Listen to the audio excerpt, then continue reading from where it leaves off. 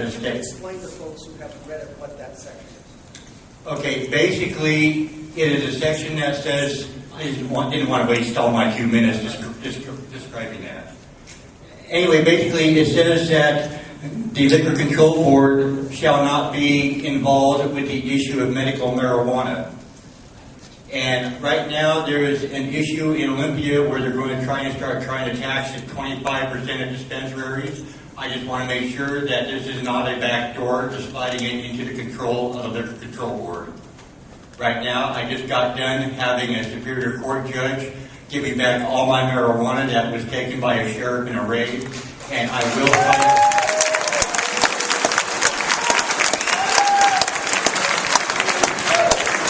And I will fight the Liquor Control Board in the state of Washington if they try to harass patients further. I thank you very much.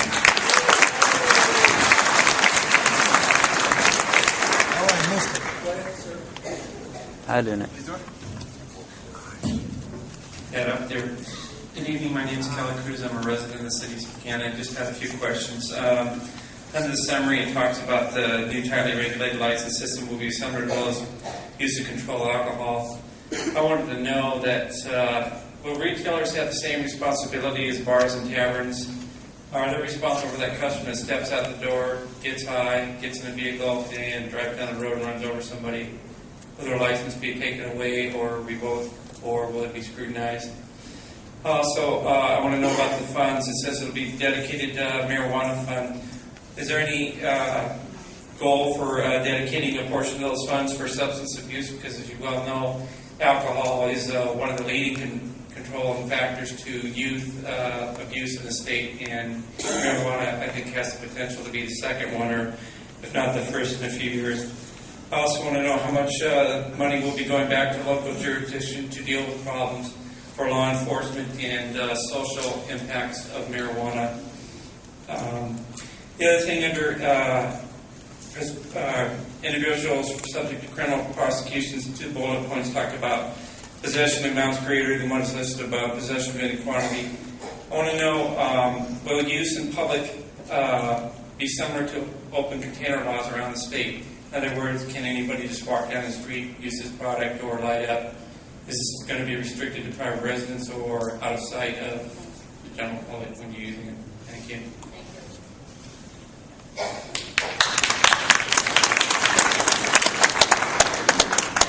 My name is Pamela Howes. I want it to be legalized at the federal level, because if it isn't legalized at the federal level, then it's not legal, no matter what we do. And is this going to be like when they licensed the medical marijuana users and they got stores? And is this going to be where after a producer and processor and retailer get their license and get all set up like the medical marijuana stores did, and then the feds come in and shut them down and go to prison? Because until it's legal federal, it's not legal. Thank you.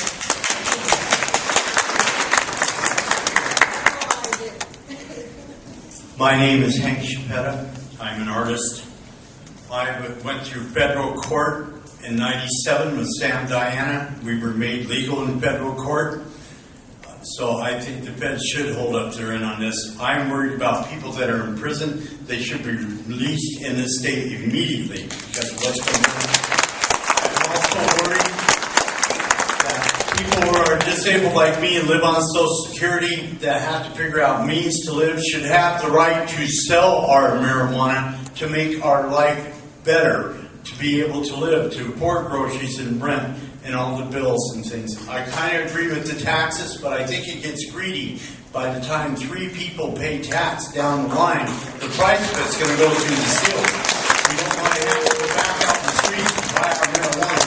I think this was voted in by the people. I think if a person wants to set up a winery or brewery, whatever you want to call it, and sell it direct, they should have the right to do that. Thank you.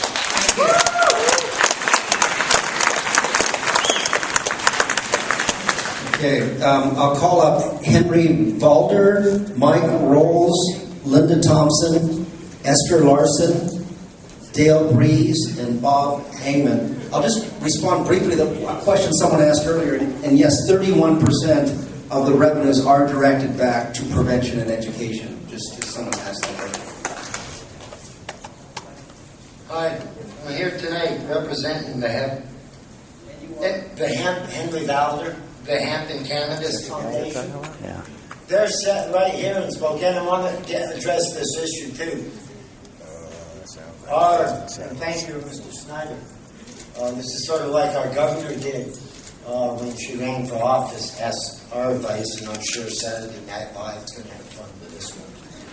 But you know it's your own fault. Because you could have dispensaries at our airport, and this could be known as the medical state. We paved the way, the medical. We did. We should be the ones running. You don't know what you're doing. You can go here to High Time. There's a picture of what you'll be in charge of.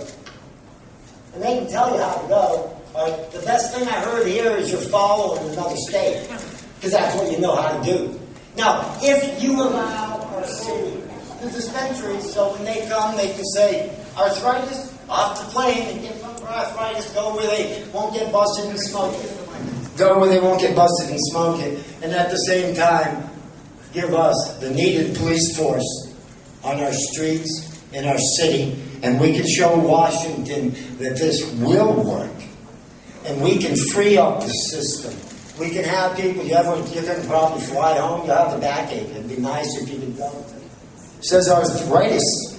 That's what the Cannabis Foundation does. And what we want to do is open up a work release here in town that will grow your cannabis. And we'll put chips in it. So you will know where it is. And that's something you've got to decide whether you're going to put the barcode. Chips is better. And the prisoners will work a 12-hour day. It'll be designed after the JFK Federal Youth Center. The model for our country. They closed it down because it worked. This will work. It will rehabilitate anybody who has medical marijuana that now aren't getting their medicine in our jail. True. And we're here in Spokane tonight, so let's talk about Spokane. Second largest airport. We want our people to have a relaxed ride home. We want to add to the Mall of America. And we want freedom, so 25% of what Spokane receives goes for first responders. That will cover our bondsmen, which we hope we will have, so no more argosens happen. We waited a long year, me 50 years. My hair's gray.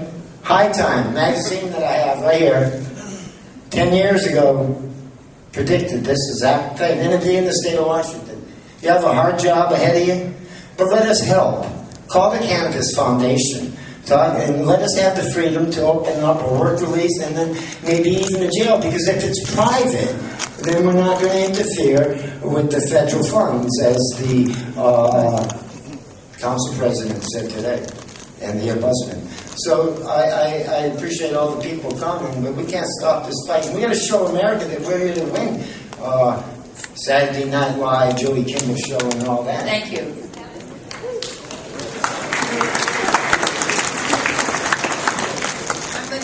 I'm with the Greater Spokane Substance Abuse Council, and I'm here on behalf of our Prevention Coalition. We are concerned about the access to youth, the marijuana use, that youth will have access to marijuana. And we have already seen a severe decline in the perception of harm among our kids when we pass medical marijuana. And now we're already hearing from families saying that our kids are going to smoke pot anyway, give them medical marijuana cards, do something to get around this initiative, because we know our youth are going to be susceptible to advertising. So there's several things we have. We're asking that we will participate in the rulemaking around restricting advertising to make sure it doesn't appeal to young kids, and that our community can really support a healthy environment for our kids to grow up. Also, mandatory responsible vendor training. We want to know that our vendors are trained, they know how to give out the product, they know that people who are getting it, are going to be safe when they're using it. Limit the hours of sales to be able to have it run as a business that is responsible for our community.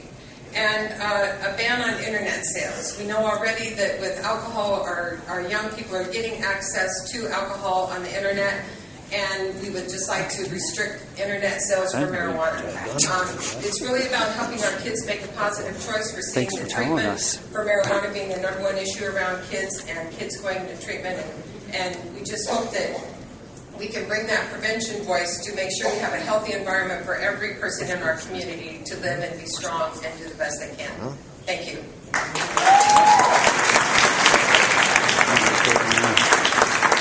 I need a new battery. I'm Mike.